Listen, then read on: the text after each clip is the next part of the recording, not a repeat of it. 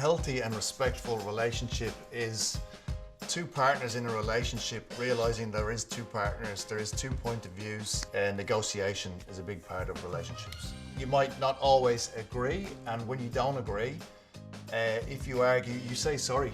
I think silence is the biggest killer in all this. Just embrace the other person's sort of point of view for a while, take a step back, and usually you'll find they're right.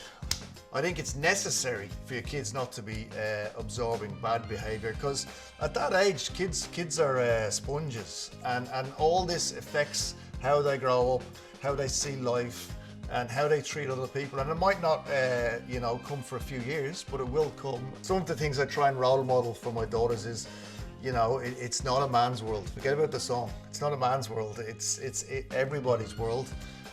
Respect.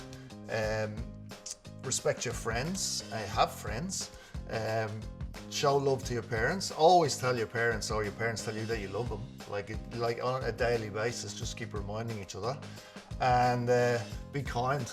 And there is stress in life, but you know what I mean, you will get over it and get through it. It doesn't matter if you're a man or a woman. Being put down or negative comments affects everybody, and it affects, people think it does not affect men, but it does, so don't do it.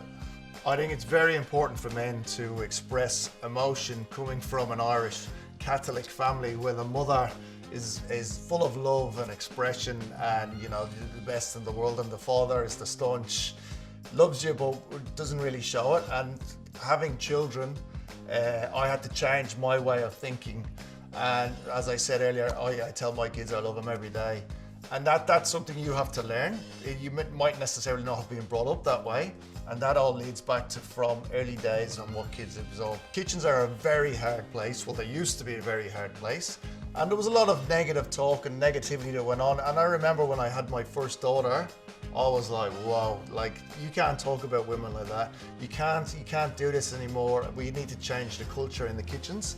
And I think that was really the first big awakening, where I was hearing young men talk negatively about young girls, and I was like, one day that's my girl. So I think we stamped that out very early on, and we have a much better culture. I think one of the biggest things, if you see that behaviour, is to call it out.